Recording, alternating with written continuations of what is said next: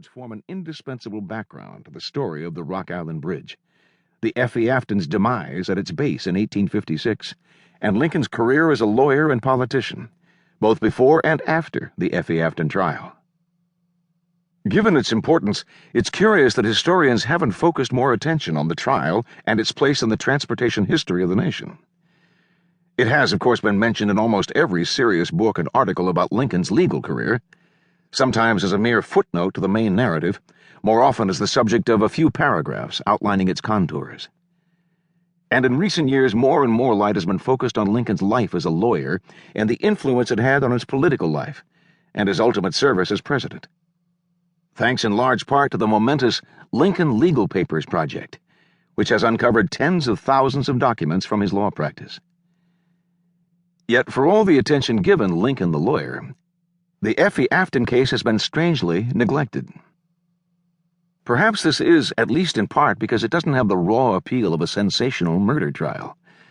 Lincoln and his partners participated in at least 26 homicide trials in their careers, or one that touched on the knotty issue of slavery, the great political, moral, and legal issue of Lincoln's day. Lincoln was involved in a handful of such cases.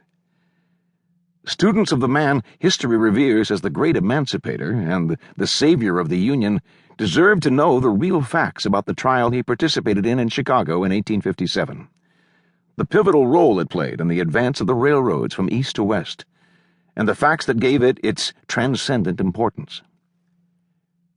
The F.E. Afton case, like most other civil lawsuits, was a contest between private litigants with private economic interests.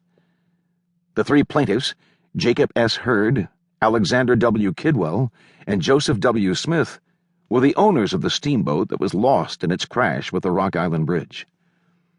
The defendant, Railroad Bridge Company, was an Illinois corporation created and controlled by railroad corporations in Illinois and Iowa. The Chicago and Rock Island Railroad Company in Illinois, and the Mississippi and Missouri Railroad Company in Iowa. The plaintiff boat owners and the defendant corporation all had significant skin in the contest, in the form of the money they had invested, the property they owned, and the losses that had been suffered, and potentially might be suffered in the future.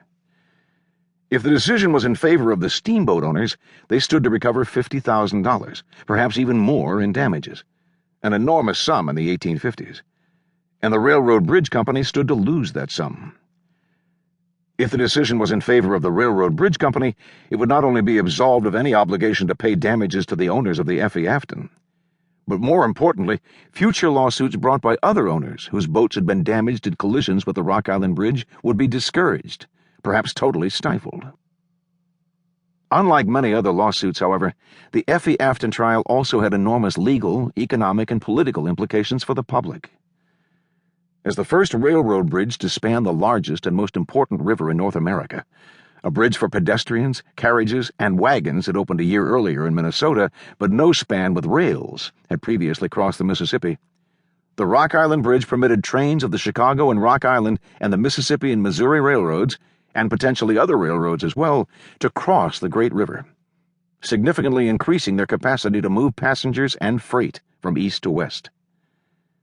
At the same time, however, the bridge threatened the economic supremacy of the steamboats that had, for almost half a century, been the most important, most lucrative, and politically most influential mode of transportation in the trans-Mississippi region, perhaps in the entire nation.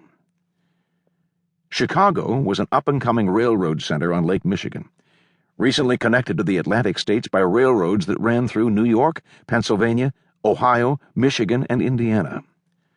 Chicago stood to gain enormously from the Rock Island Bridge, for it provided the first railroad connection between Lake Michigan and the rapidly expanding farmlands of Iowa and Nebraska. While St. Louis, the throbbing center of steamboat traffic on the upper Mississippi, and a much bigger and richer city than Chicago, stood to lose significantly from the Rock Island Bridge. If the bridge was allowed to stand, farm products that had previously passed on steamboats through the Missouri city to markets in the south and east would be diverted to Chicago. Before and after the F.E. Afton suit was filed, railroad interests in Chicago complained that St. Louis steamboat owners, acting through the St. Louis Chamber of Commerce, were the real parties in interest in the litigation. The St. Louis interests denied the charge.